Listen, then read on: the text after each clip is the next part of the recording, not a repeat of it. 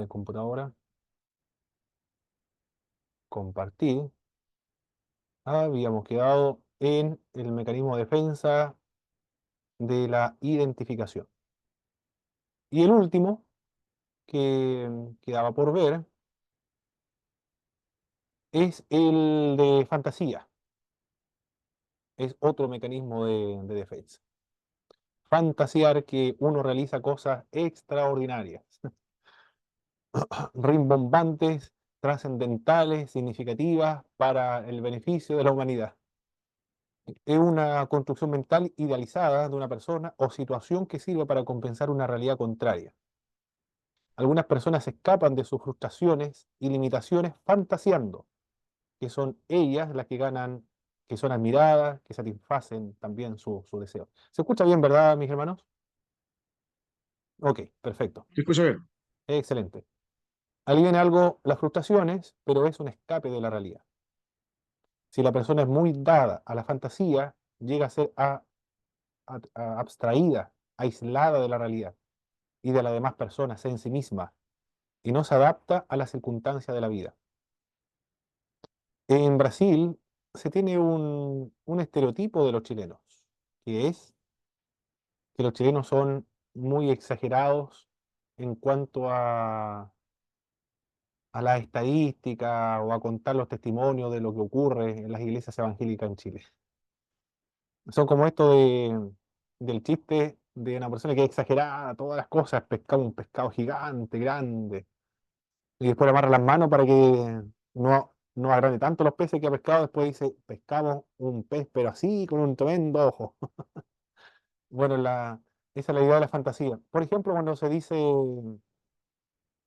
en Chile, es la idea que se tiene, se hizo un evento evangelístico en un estadio, por ejemplo, y en el estadio se convirtieron 300 personas, pero en realidad no se convirtieron tanto, se pasaron adelante, eran como 30, y un alto porcentaje eran ya creyentes, en realidad pasaron a reconciliarse con el Señor nada más. Pero los que persisten son mínimos. Pero esa es la idea de la fantasía, exagerar todo. O las iglesias también, nuestras iglesias, alguien dijo, en la época de los 90 creo que fue, nosotros somos la iglesia más grande del mundo. Tenemos una multitud de iglesias, más de 5.000 y tantos templos, 1.000.000 y tanto de personas. Pero en realidad no era tan grande la iglesia. Si se compara con otras iglesias fuera de las fronteras del país, es una iglesia muy pequeña y una iglesia local, nada más de una zona geográfica. Pero hay otras que son mucho más grandes en cantidad de miembros y de actividad misionera. Pero eso se le denomina la fantasía. Tiene la finalidad de aliviar un poco el complejo de inferioridad. La fantasía puede generar creaciones artísticas en el sentido positivo o científicas, pero a menudo va acompañada por la pasividad. Otro mecanismo de defensa es la formación de reacción. Cuando un instinto produce ansiedad y así presiona a la persona, la mente puede disimular el impulso agresivo producido por su expresión contraria. Por ejemplo, si la hostilidad a otro produce ansiedad en la persona, la mente puede facilitar la expresión de amor con el fin de ocultar la hostilidad. Una persona hostil comienza a manifestar su amor, pero excesivo, extravagante o extralimitado a la persona que siente hostilidad. Pero tiene la finalidad de simular la hostilidad, el rencor o el odio, de una forma de disimular nada más. El amor producido como reacción protesta demasiado, es llamativo, artificial y fácilmente detectado. Una persona que le tiene miedo a otra actúa como si fuera su gran amigo o su gran amiga. Hombres con tendencias femeninas que la disimulan poniéndose duros, muy masculinos. Personas rebeldes que temen las sanciones de la sociedad, las cumplen pero de manera exagerada las reglas. Alguien que no está conforme con las reglas internas de una congregación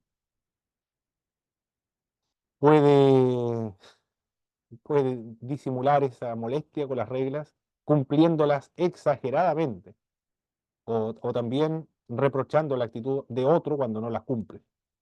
pero son mecanismos de defensa para aliviar la tensión o la debilidad o la culpa, los sentimientos negativos que están dentro de uno. La madre, a la que le disgusta a su hija, se mete mucho o se entromete en sus asuntos personales, bajo el pretexto de que lo hace para su bien. La persona que se escandaliza demasiado por la inmoralidad de otra, ocultamente tiene el deseo de ser partícipe del mismo pecado. Este es el mecanismo de defensa de reacción, formación de reacción. Los mecanismos de defensa son maneras irracionales de aliviar la ansiedad. Tergiversan, ocultan, niegan la realidad, impiden el desarrollo psicológico normal de la persona. ¿Por qué existen los mecanismos de defensa? La parte que gobierna al hombre no es suficientemente fuerte para integrar y sintetizar todas las exigencias que se presentan en la vida. Los mecanismos, entonces, en ese sentido, si se ve de esa manera, estos mecanismos de defensa son medidas protectoras, nos protegen. Si la parte gobernante de la mente no puede reducir la ansiedad por medios racionales, entonces necesariamente se deben recurrir a los mecanismos de defensa. Esos son todos los mecanismos de defensa que trabajamos en esta clase. Antes de pasar a la siguiente, esta corresponde a la clase 3, voy a hacer un breve repaso de lo que estuvimos trabajando. Por favor, mis hermanos, activen su micrófono y respondan las siguientes preguntas. ¿Cómo se denomina la clasificación de Sigmund Freud de la conciencia, preconciencia e inconsciente? ¿Cómo le denominó él lo que se sabe con claridad, lo que se puede reconocer libremente?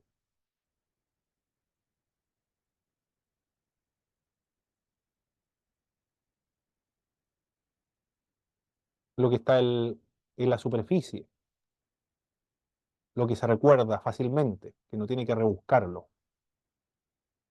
Consciente. La conciencia, perfecto. La ¿Cómo se- conciencia. la conciencia, muy bien. ¿Cómo le denominó lo que contiene las cosas que la persona ha sabido, pero ha olvidado temporalmente? La pues, preconciencia. Preconciencia, muy bien. La preconciencia son las experiencias que vienen desde la niñez y que es imposible de recordar. Están en forma de impulsos, impresiones, pensamientos incontrolados y recuerdos reprimidos. Pero esa preconciencia puede llegar a activarse el recuerdo en base a una canción que escuché, en Sí, base a sí, un sí, aroma que percibí así o a es, unas correcto. palabras que me dijeron, lo relaciono inmediato. Eso tiene que ver con la preconciencia, ¿no, hermano? Exactamente así es, así es. Porque uno lo puede recordar, le viene a la memoria Claro, por esas razones, pero lo pero otro, algo gatilla para recordarlos. sí, sí, sí, ah, Porque así por así no, uno. no, claro, Ah, exactamente. exacto, no. Y lo otro que ya es muy difícil, no se puede recordar, es imposible de recordar, Correcto. Inconsciente, ¿no? la La preconciencia. inconsciencia. Perfecto. ¿Cómo se le denomina a este mecanismo de defensa cuando olvidamos lo que no nos gusta o lo que nos desagrada?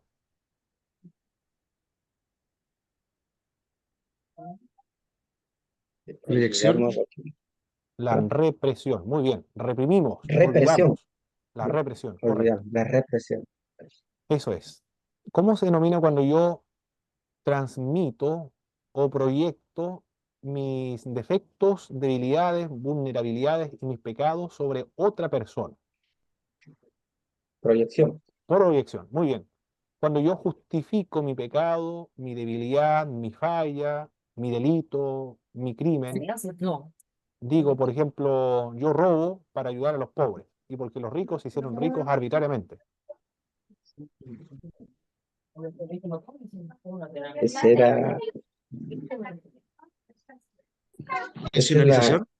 Racionalización, racionalización. perfecto, la racionalización. Claro. Cuando yo comienzo a gritar, a patalear, a hacer berrinches con la finalidad de que cumplan mis deseos caprichosos. y golpeo la mesa. Regresión. Regresión. La regresión, muy bien, Regresión. Regresión. excelente. ¿Cómo se le denomina cuando funciona este mecanismo? Cuando la persona no tiene el valor o la oportunidad de descargar su enojo directamente con la persona que lo provoca, como un empleado de una fábrica ha tenido un conflicto con el jefe, se descarga luego con la cajera del banco o la cajera del supermercado, Sustitución. la sustitución. Y después la cajera se descarga con los hijos y después el hijo con el gato, es sustitución. ¿Cómo se denomina aquel impulso que se canaliza hacia una forma más aceptable, hacia un nuevo fin? Por ejemplo, el deseo de un niño, Sublimación. la sublimación, excelente. Como se denomina este mecanismo de defensa, donde por medio de este mecanismo las personas tratan de compensar por sus deficiencias físicas, sociales e intelectuales, desarrollando una capacidad positiva. Por ejemplo, el que tiene debilidades físicas se caracteriza o se destaca en el mundo de la literatura. Compensación. Compensación. Compensación. Compensa una debilidad por otra que se destaca, donde se puede destacar. Este mecanismo se manifiesta cuando una persona trata de incluir en su personalidad las características de la otra. El predicador que imita a Guy Ávila, el predicador que imita a Cash Luna. Identificación. Identificación. Cuando yo comienzo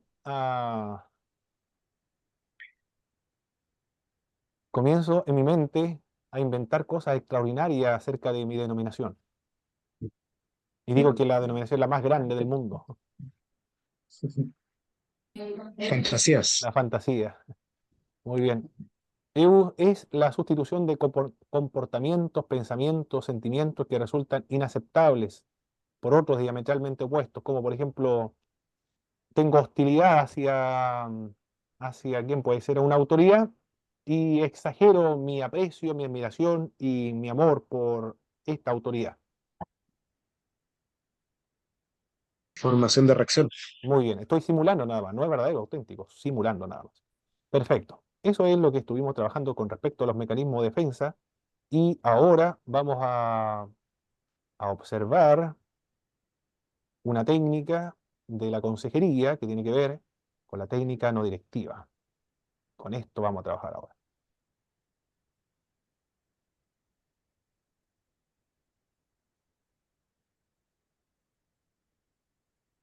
Lo que se requiere de parte de el consejero para implementar en su asesoramiento pastoral esta técnica no directiva. El primer paso para aconsejar a la persona que tiene problemas emocionales es dejarla expresar verbalmente sus sentimientos y las emociones que están en su interior. Tiene que expresarlo, especialmente en la primera entrevista. Aquí se presupone entonces varias entrevistas, no solamente una, sino varias. En varios casos, cuando la persona expresa sus sentimientos y ve su problema, sale la catarsis, que es la purga de emociones, o confesión. Y los síntomas, gracias a esa verbalización de sus problemas, desaparecen. Sin embargo, no siempre es así. Puede ser superficial la percepción de sí misma. Y también el alivio puede ser pasajero. Y el problema vuelve pronto. Según la teoría del método no directivo, que es una teoría, es un método, cada hombre, según este sistema, tiene dentro de sí mismo la solución de los problemas. Esto no quiere decir que no necesite a Dios, sino que la solución de su problema comienza primero con la autopercepción de sí mismo y el entendimiento de esa dificultad, pero que lo puede saber cuando conversa con alguien. Por lo tanto, el trabajo del asesor es ayudar a la persona que exprese sus sentimientos y saque a la luz los factores de sus problemas. Y para ello debe verbalizar, exteriorizar, sacar dentro de sí lo que la queja, sus preocupaciones. En la medida que va articulando lo que va a decir, va seleccionando, va verbalizando, ya está ordenando su problema. Y por el hecho de expresarlo, ya lo entiende mucho mejor. Lo que se requiere de parte del asesor es que debe ganar la confianza de la persona. Ambos tienen que sentirse cómodos, tanto el asesor como el asesorado. El pastor no debe sentirse superior a la otra persona que le consulta. Aquella actitud será percibida y se va a malograr la entrevista. Bajo ningún punto de vista debe percibirse esta superioridad. Es preciso que el pastor respete a la persona y la trate como a un igual.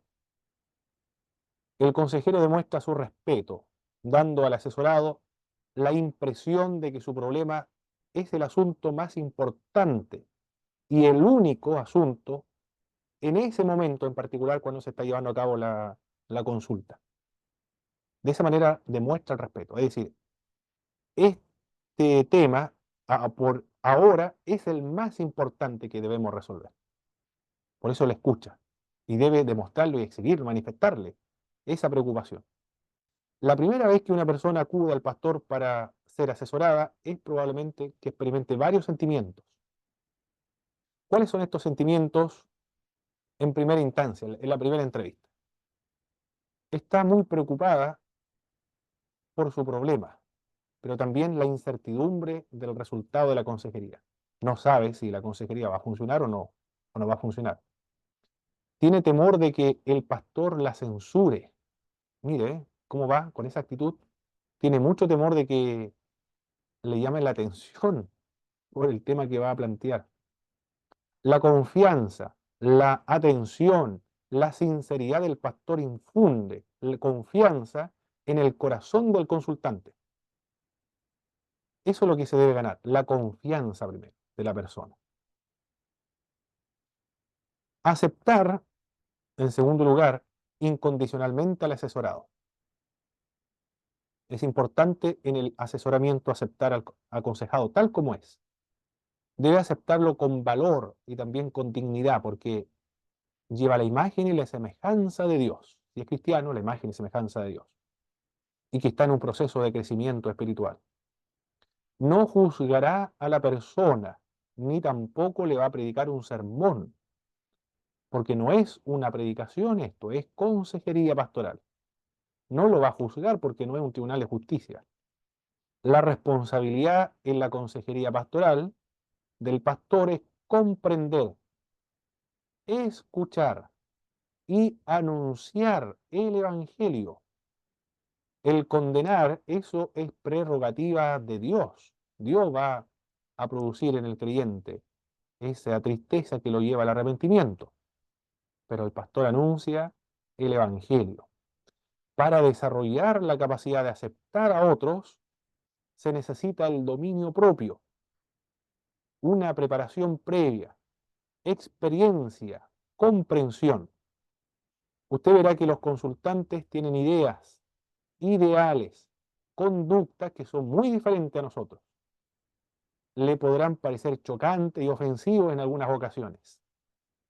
Pero recuerde, el asesor debe aceptar incondicionalmente al asesorado tal cual es, porque tiene otra cultura, otra idiosincrasia, otra forma de vida, otros valores, que está en un proceso de crecimiento, no se ha criado en el mismo lugar donde nosotros nos hemos criado, ni con tampoco la misma familia, por lo tanto tiene otras características de la personalidad, pero debe aceptarse incondicionalmente. Debe también escuchar con atención. El papel como consejero es diferente como el predicador. El predicador habla monótonamente y solamente él es el que habla, o un monólogo, pero acá es la persona, empleando la técnica no directiva, la asesorada, la que más habla, y el asesor el que va escuchando nada más.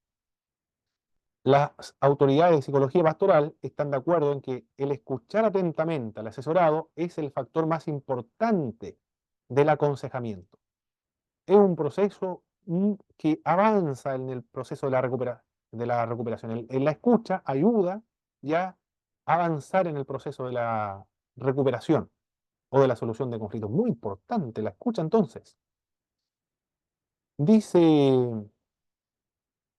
Rafael Echeverrías en la antología del lenguaje y la escucha, que es una estrategia de comunicación. Solo podemos comunicar cuando podemos escuchar, porque hablamos según los intereses de la persona y así no podemos hacer escuchar cuando está conectado con los intereses de la persona. ¿Cómo podemos saber cuáles son los intereses de las personas? Solamente cuando le escuchamos. Solamente cuando se escucha puede entender cuál es la situación del asesorado y cómo se siente este. La parte de la escucha es muy importante, muy fundamental. Esta escucha debe realizarse con empatía. Es preciso escuchar atentamente al aconsejado y concentrarse en lo que dice, sin permitir que los pensamientos divaguen. El que tiene problemas de déficit atencional aquí está complicado, porque imagínense un asesor que está en la oficina y de pronto escucha, ¿qué puede ser? Un helicóptero, y su mente se va a escuchar el helicóptero, o una mosca volando en la oficina, o en la casa, donde sea, donde se esté llevando a cabo la consejería pastoral. Se va su mente, comienza a divagar.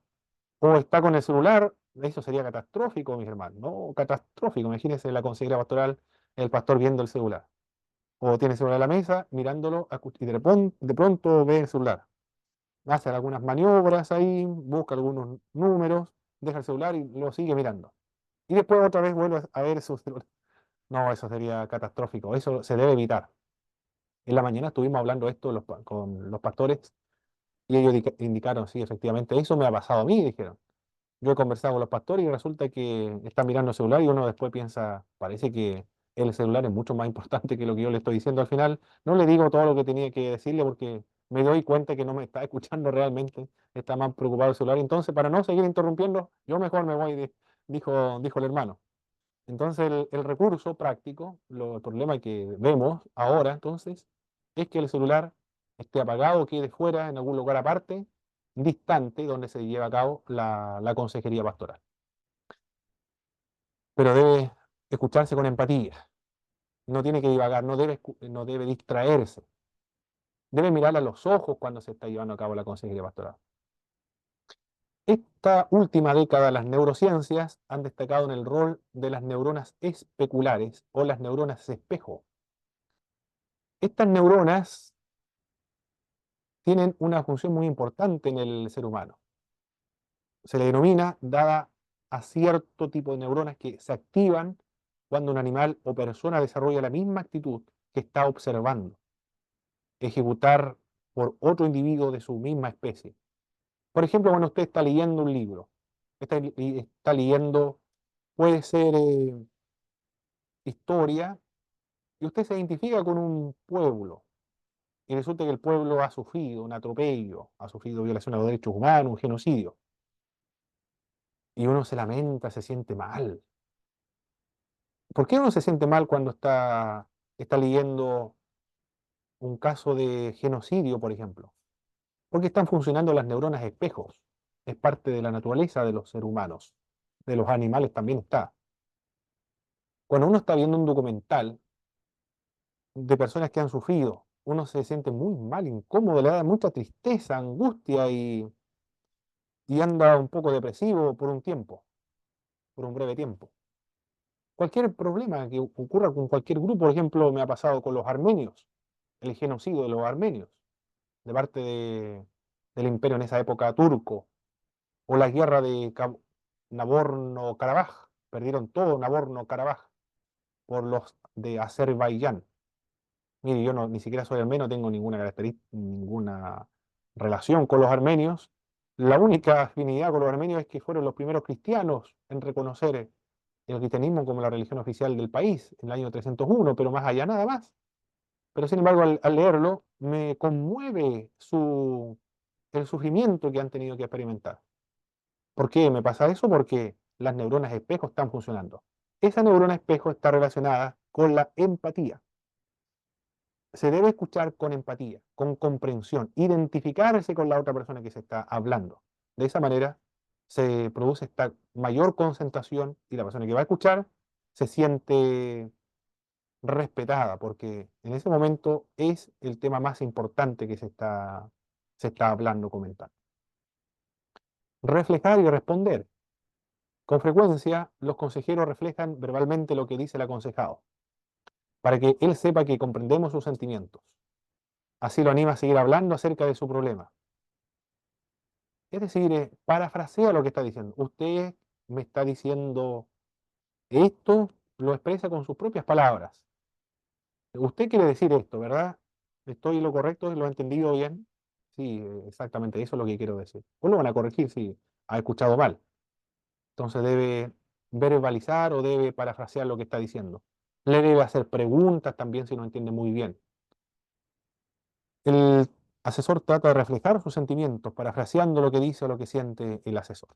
Muy bien, eso es lo que se requiere en esta técnica no directiva. Se deben formular preguntas también cuando se emplea esta técnica no directiva.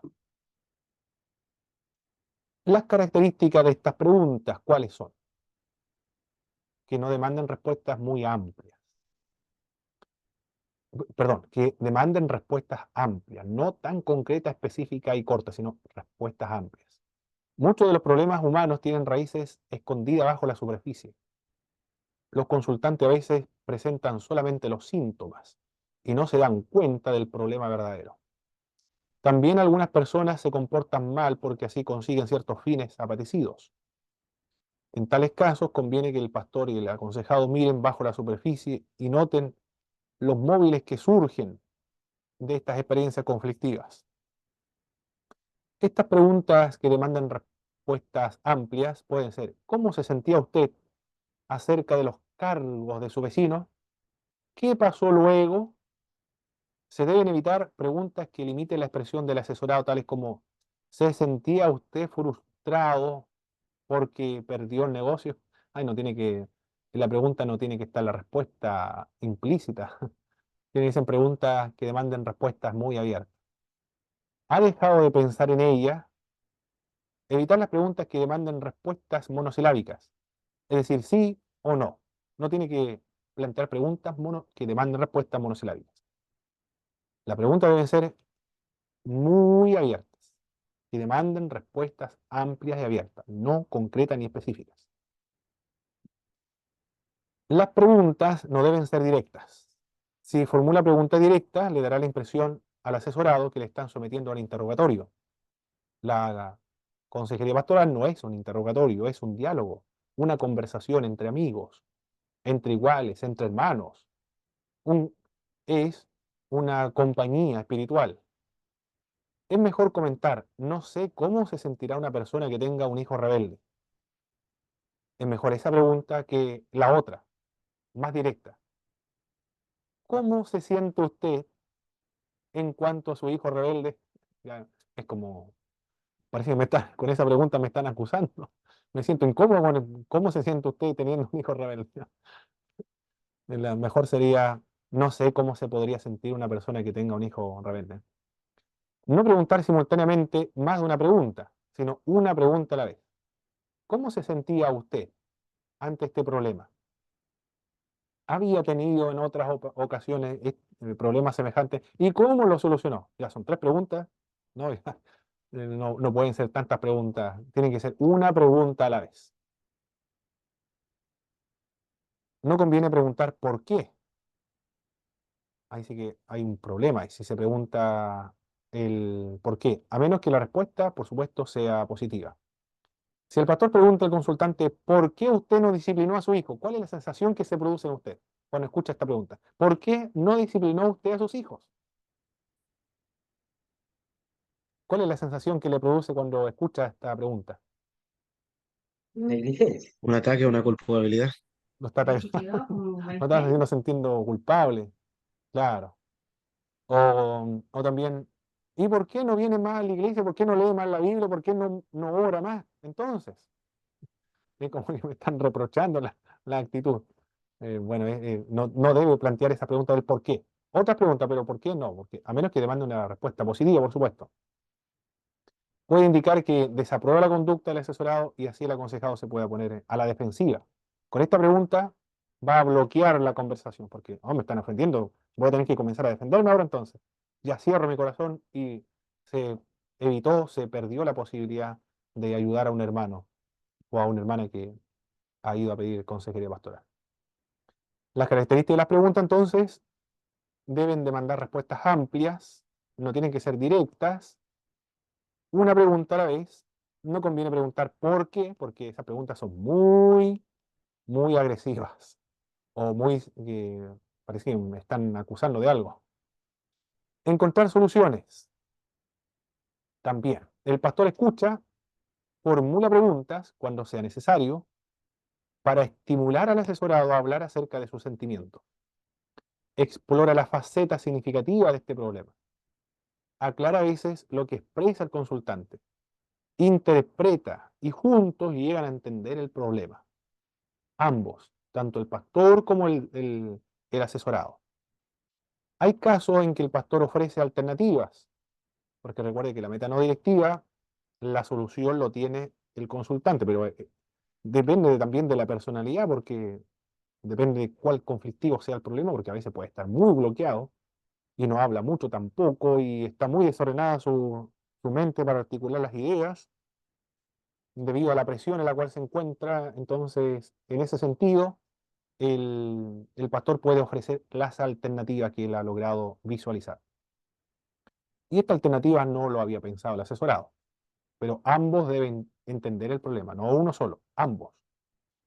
Las presenta como posibilidades, sin embargo, estas alternativas, posibilidades, pero no como imposiciones, pues el consultante le toca decidir lo que debe hacer. Porque recuerde que la consejería pastoral tiene la finalidad de entregarle las herramientas al asesorado para que él mismo pueda resolver sus propios problemas, pueda madurar, pueda amar más a Dios, amar más al prójimo también, y depender cada día menos del pastor. Por lo tanto, el que es responsable de aplicar, de seleccionar, de elegir la alternativa para solucionar sus problemas, le corresponde al asesorado, nunca al asesor. El asesor no es responsable de la toma de decisiones, él está ayudando nada más, acompañando, pero no está dando instrucciones. Si el consultante no quiere obedecer la palabra de Dios, el pastor no gana nada con presionarlo o hostigarlo para que lleve a cabo la palabra de Dios. Además, hay decisiones muy personales que son muy delicadas, que solo es responsabilidad del asesorado decidir, pues el pastor no debe contraer responsabilidad por las consecuencias que pudiera sufrir.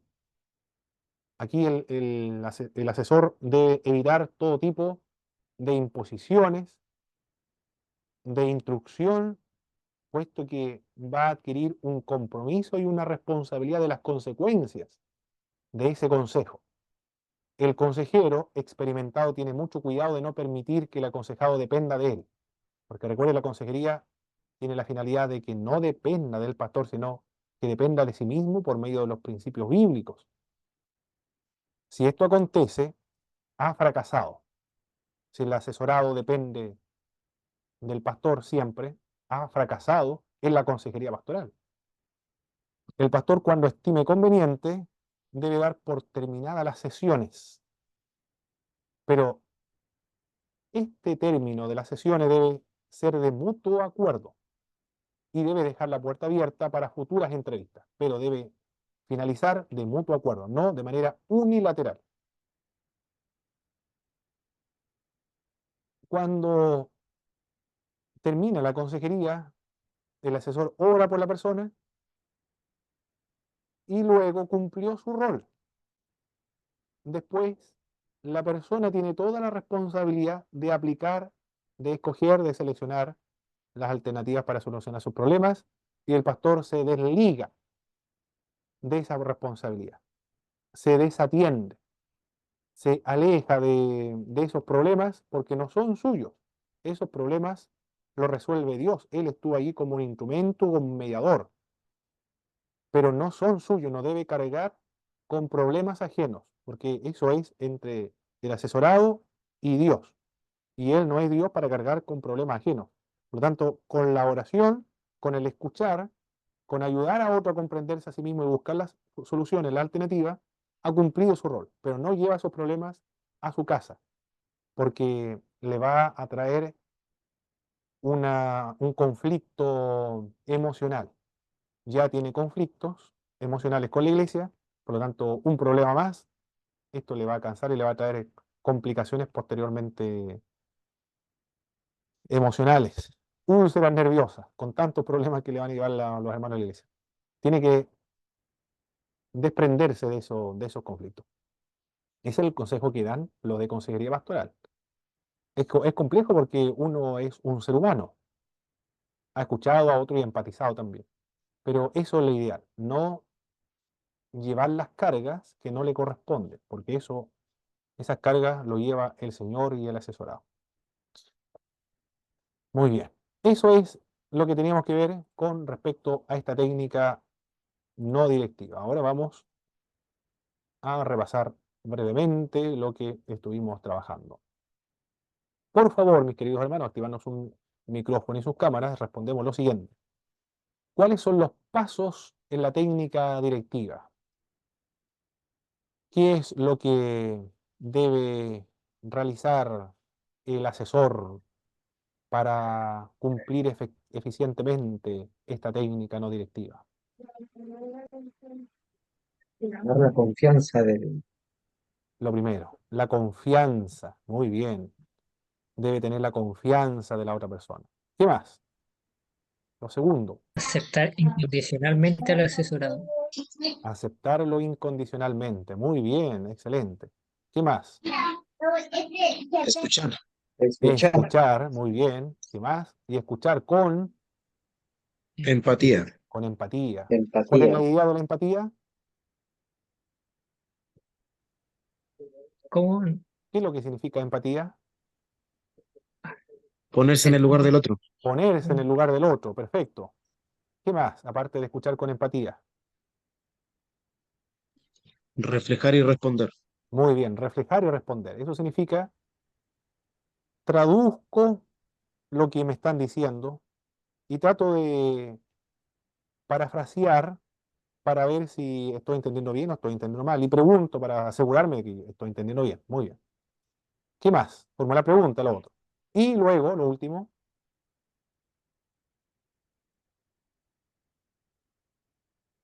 Encontrar soluciones. encontrar soluciones. Perfecto. Encontrar alternativas. Pero estas alternativas no deben ser impuestas, porque el pastor no debe imponer la solución. No es responsable de la toma de decisiones. El que es responsable de seleccionar, elegir y aplicar alguna alternativa para solucionar los conflictos radica en el asesorado. ¿Cuáles son las características de las preguntas en la asesoría de la técnica no directiva? ¿Cómo deben plantearse o formularse las preguntas? Que demanden respuestas amplias. Excelente. Respuestas amplias, no respuestas monosilábicas o muy específicas, muy concretas. Porque la idea es plantear preguntas para que la persona se explaye, hable, se desahogue, articule sus ideas, seleccione las ideas, lo formule verbalmente. También las preguntas no deben ser Monosilábica. que demandan respuestas monosilábicas. ¿Qué más? Directas. No deben ser directas. Perfecto. Y también se debe preguntar Una vez. Una sola perdón, pregunta a la vez. una pregunta a la vez, no tantas preguntas al mismo tiempo. Y hay una pregunta que no se debe plantear o formular. De la, evitar evitar el por qué, siempre y ¿por qué? cuando la respuesta sea Exacto, positiva. correcto. Eso es. ¿Qué puede ser? ¿Por qué no lo disciplinaste? Es muy, como que me están atacando. No, no, no. Se bloquea la persona un obstáculo y ya no va a seguir hablando con esa pregunta. Perfecto, mis queridos hermanos. Hemos concluido esta clase de hoy día. Por favor, algún comentario, algún aporte Hermano de Pablo, lo que estuvimos viendo hoy día. Sí, hermano Claudio. yo quería preguntarle si usted recomienda como, por ejemplo, una lectura alterna, leer o estudiar un poco sobre los temperamentos, porque todos nosotros no tenemos el mismo temperamento. Y por lo mismo yo pienso que todos nos vamos a reaccionar de la misma manera ante una crisis. Por lo Claro. tanto, el que asesora, si logra reconocer qué clase de temperamento tiene el asesorado, puede, digamos, tener un primer piso como para adentrar a conversar con la persona. Exactamente. Sí, hay un libro, bueno, hay varios libros, pero yo tengo uno acá de Tim LaHaye o Tim LaHaye. No sé si estará vivo este autor, pero yo lo leía, debe estar fallecido ya porque es antiguo este.